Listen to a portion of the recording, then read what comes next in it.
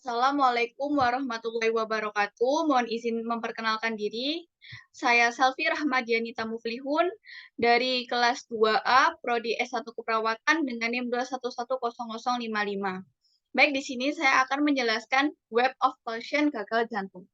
Yang pertama, gagal jantung merupakan kelainan yang terjadi pada jantung sehingga jantung tidak dapat memompa darah ke seluruh tubuh.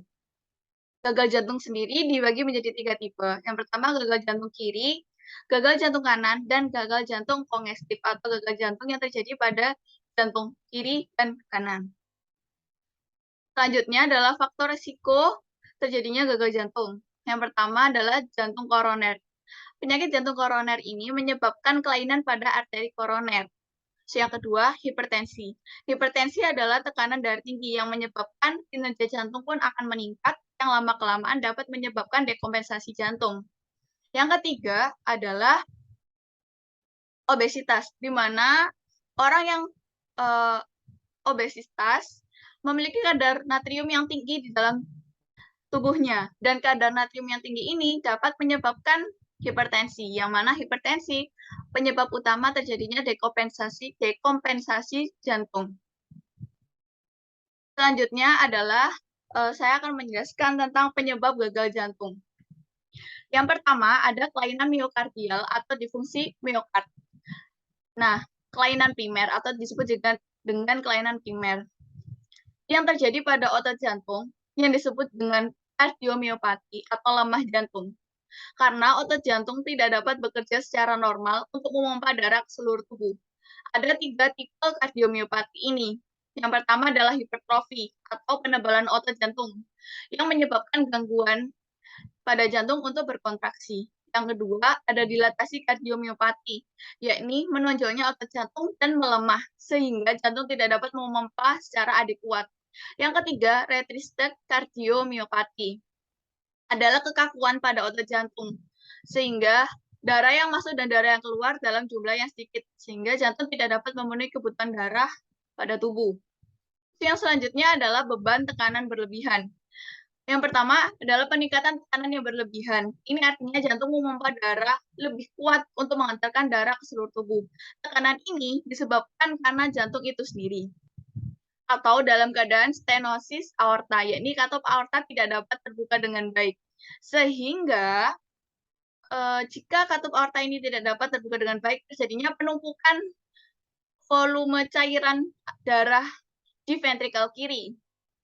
Maka dari itu, jantung bekerja lebih keras untuk mengeluarkan penumpukan cairan di ventrikel kiri itu, yang lama-kelamaan, jika hal ini terjadi terus-menerus, dapat menyebabkan jantung dekompensasi. Terus selanjutnya adalah peningkatan beban volume, disebut dengan peningkatan beban awal, dibagi menjadi 3. Yang pertama, jantung mengalami kelebihan volume untuk dipompa ke seluruh tubuh, sehingga hal ini akan menekan kinerja jantung yang menyebabkan jantung overwork, yang lama-kelamaan menyebabkan jantung dekompensasi. Terus yang kedua, disebabkan oleh regurgitasi katup jantung atau katup jantung yang tidak dapat menutup dengan baik. Misalnya terjadi pada katup mitral, sehingga ventrikel kiri akan terus berisi darah, yang lama-kelamaan akan full, yang menyebabkan terjadinya peningkatan volume cairan di ventrikel kiri. Hal ini akan menyebabkan jantung untuk bekerja lebih keras untuk mengeluarkan cairan yang berlebihan di ventrikel kiri, yang lama-kelamaan akan menyebabkan kelelahan pada jantung dan menyebabkan dekompensasi jantung. Yang kedua, terdapat kelebihan cairan di rongga perikardium, sehingga akan menekan jantung. Maka jantung tidak dapat menekan darah secara normal karena kesulitan meregang. Maka hanya akan menghasilkan sedikit darah untuk dipompa ke seluruh tubuh. Maka tubuh akan kekurangan darah dan jantung akan bekerja lebih keras untuk memproduksi darah karena tubuh kekurangan darah. Dan yang selanjutnya adalah gangguan metabolik.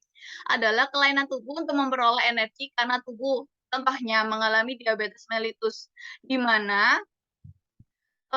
glukosa tidak dapat dipecah sehingga tidak dapat menghasilkan energi, yang mana jantung memerlukan energi untuk berkontraksi. Maka dengan adanya gangguan ini dapat menyebabkan kinerja jantung tidak maksimal. Baik, sekian yang dapat saya sampaikan. Semoga bermanfaat. Saya akhiri. Wassalamualaikum warahmatullahi wabarakatuh.